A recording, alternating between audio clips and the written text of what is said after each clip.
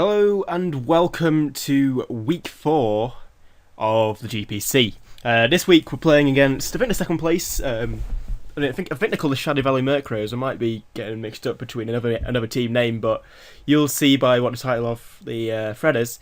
Well, not Fred. You'll see by the title of the video what they're called. Anyway, Mr. Murkrow is the manager and coach, and this is the team that I've brought. So they've got a lot of annoying things in their team. Ditto. They've got Manaphy. They've got Megalopony. They've got Tangrowth.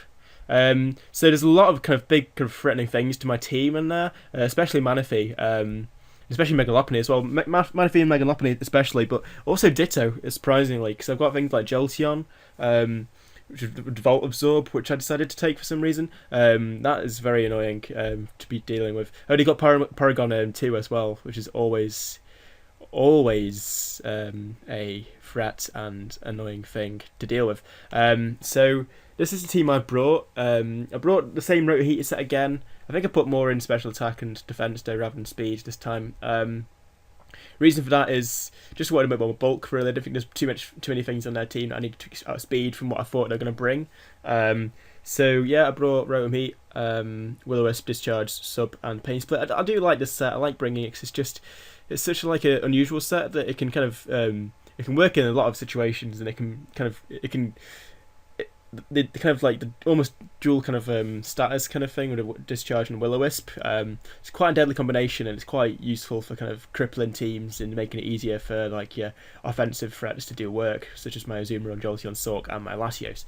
So yeah, I kind of wrote on for that kind of deal. I brought Azumarill banded kind of to deal with Megalopony, but not really like a direct kind of thing to deal with it, just more like a kind of thing that would force it out. Make it a bit scared, so just play with Aqua Jet, Waterfall, Knockoff. No bounce this time, but yeah, it wasn't really needed, so why would I? Brought Life Orb Jolteon this time, just because he had a lot of water types on his bulky waters on his team, and I thought it would just be useful to bring it along. Jolteon still yet to have done anything for me. It might just be the way I play it, because I'm not someone who's amazing at offense usually, so like especially in League play, I think Volt switches are very easy to prep around. Especially if you've only got one, it's kind of one-dimensional like Jolteon is. So yeah, I guess we'll see how that goes. And then we got Sork, Scarf Sork. I brought Thunder Punch for Manaphy.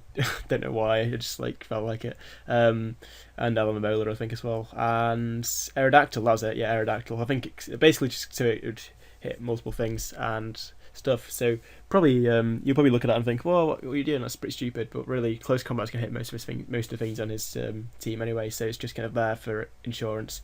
Earthquake's there for what was it? Nidoqueen. That was it. Yeah. So I brought that, and I brought Sizepotato just because just in case they bring CM Manaphy, it kind of blocks it. And if they don't, then I've got Latios. So Latios has got enough speed to outspeed. It's get to outspeed Manaphy and get a Calm Mind off, and that's before it's Mega as well, so that's quite useful. And also, yeah, it's just quite a useful thing to have on the team, because if I can get it set up to like at least a couple of Calm Minds, even actually not even that, I think it can deal with Megalopony, because it can take a return for sure, and if I'm at enough health anyway. And the rest of the team, yeah, it's just, if it gets going, then it's going to sweep for his team. So Latios is always a thing to bring. So, yep, I'll meet you over at battle, and I'll see you in a second. Right then, so let's get into the battle. So as you can see, what he's brought Megalopony, Nidoqueen, Tangrowth, Porygon, Ditto, and Manaphy. So basically pretty much everything I feared he'd bring. He's got such a good draft, he's got such a good selection to choose from, so yeah, that was kind of annoying, really. Really though, like, I think it's definitely winnable. Like, it was I definitely went into this thinking it was certainly a winnable game. So let's just see how it went in the end.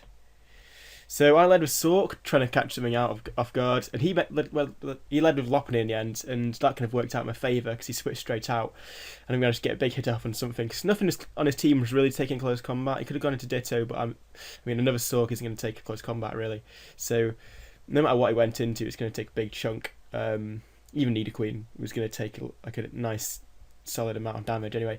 So I go into my Rotom just to see what he's going for, and he goes to knockoff. So he doesn't look like it's an offensive kind of damage, but it goes straight to Ditto, which is annoying because literally my Ditto can't touch.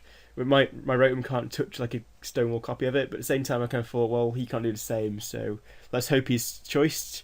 And from the looks of things, he was. So I just kind of like played around, tried to drop my health a bit, because Rotom doesn't mind being at low health really.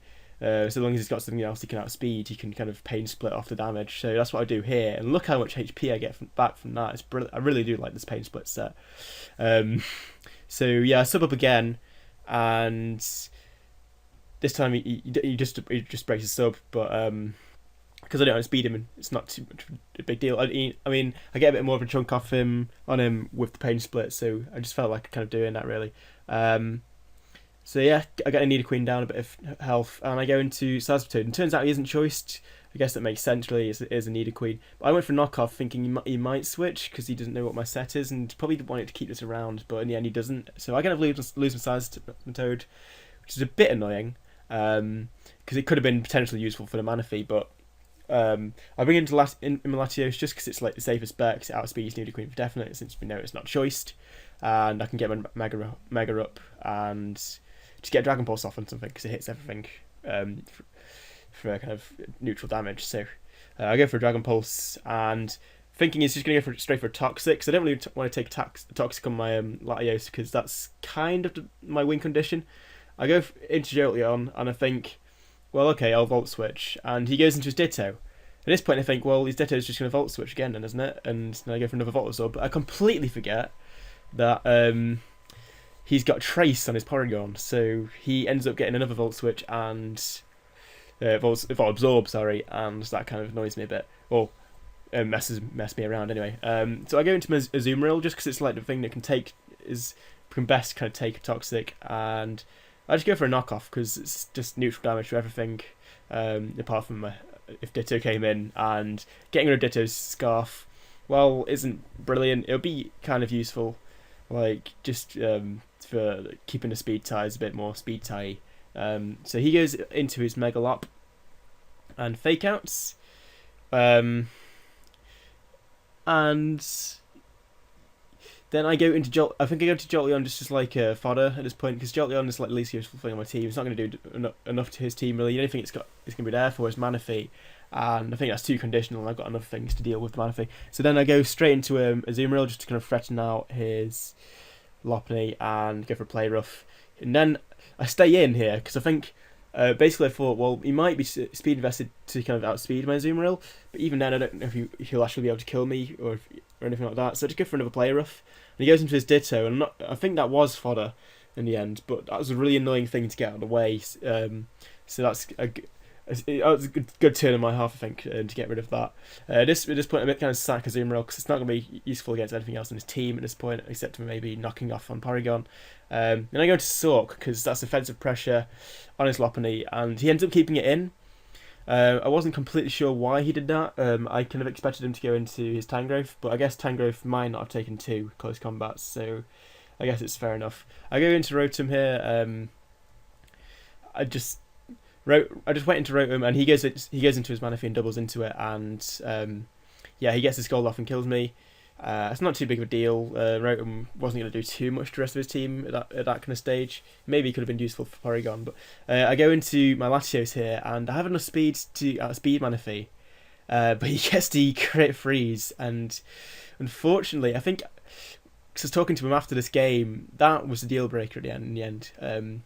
I probably could have beaten Murk, who, funnily enough, is like second in the leaderboards or first. I'm not sure at this point, but if I'd kind of got that calm mind off and he hadn't got a crit freeze, even if he'd got a crit, I could have roosted up and I would have been able to kind of freeze back up and get health back.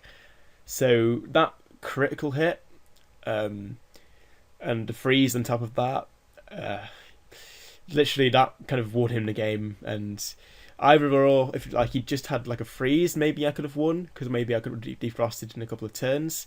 So I would have taken another two, but he got a crit as well, and basically just dug me my grave there really. So unfortunately, I did lose out to a Murk here, 3-0. The end of that battle was kind of painful to watch, but I should.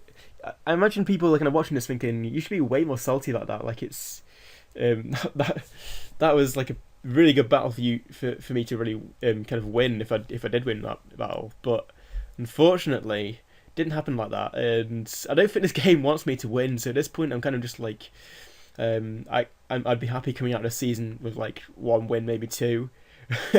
Like that's kind of what my mentality is at this point. Like I know that I prepped well. I know that I like played well in a battle. I don't think I really made too many like there wasn't too many plays where I could have like played better in that game. But yeah, didn't work out like that in the end. And well, fair play to Murk. Hopefully he wins this and kind of takes his Hack's Majesty and whatever you call it and win. But I'm not too angry about it. I was at the start. Like if I just scroll over to the chat in a second.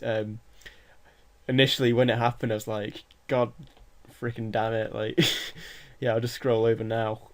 If I can I? Yeah, I can. There it is.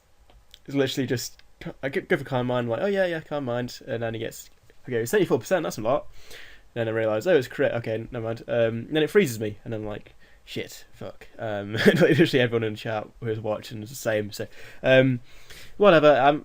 Initially, I was kind of like a bit mad about it, but it's Pokemon. I mean, I came back to it. What am I supposed to expect? Like, am I supposed to expect it's going to like welcome me back in open arms?